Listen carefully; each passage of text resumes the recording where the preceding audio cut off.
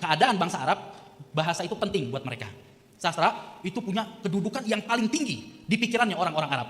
Sampai ada yang namanya sab'u mu'allaqat. Ada sayembara bagus-bagusan syair terbaik itu akan digantung di Ka'bah. Saat itu yang menang adalah Ka'ab bin Zuhair bin Abi Sulma. Ya. Jadi sastra itu penting di pikiran orang-orang Arab. Dari saking pentingnya, satu penggal syair bisa angkat satu kaum, bisa hancurkan satu kaum. Kayak media zaman sekarang. Ya, contoh, dalam kitab Syarah Ibnu Aqil Al-Alfiyat Ibnu Malik, diceritakan dulu ada satu suku Arab namanya Bani Anfunnakoh. Kalau kita terjemahkan secara letterlek, Anfunnakoh itu artinya hidung onta.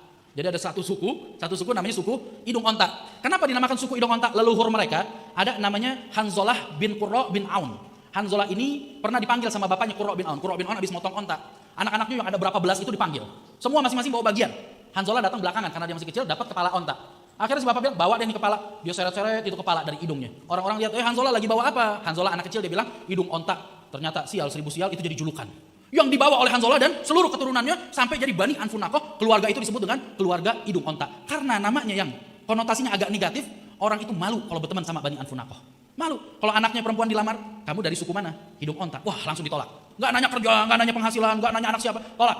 Hidung onta. Masa nanti cucu saya dari hidung onta? Nah, jadi mereka itu dari saking penting soal bahasa dan sastra sampai sebegitunya. Sampai diriwayatkan itu Bani Anfunnakoh hampir pupus, hampir punah. Cuma gara-gara nggak punya kesalahan kecuali namanya adalah suku hidung onta.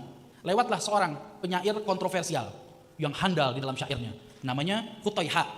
Qutaiha lewat, dipanggil oleh seorang Bani Anfunnakoh, sini wahai Qutaiha, saya jamu engkau makan. Dipotongin kambing, makan, disenangkan hatinya Qutaiha. Setelah senang, Qutaiha sepanjang jalan pulang mendendangkan satu penggal syair. Apa kata dia? Gaumun, humul anfu, wal aznabu ghairahumu, faman yusawi bi anfin naqatid dhanaba. Mereka memang hidung onta, tapi yang selain mereka adalah buntutnya onta. Kalau mau dibandingkan, lebih baik mana hidung apa buntut? Karena dia seorang penyair handal yang terkenal dengan kualitas syairnya, sepanjang jalan pulang dia dendangkan itu, ternyata sepenggal syair merubah nasib satu kaum. Nah, semenjak ada syair itu populer, orang jadi senang kalau berteman dengan Bani Anfunnakoh, rela anak jadi dinikahi oleh Bani Anfunnakoh, senang untuk bermuamalat berbisnis dengan Bani Anfunnakoh. Jadi besar syair ya. Jadi kita paham bahwa masyarakat Arab jahiliyah pada zaman itu bahasa itu penting. Nah, sedangkan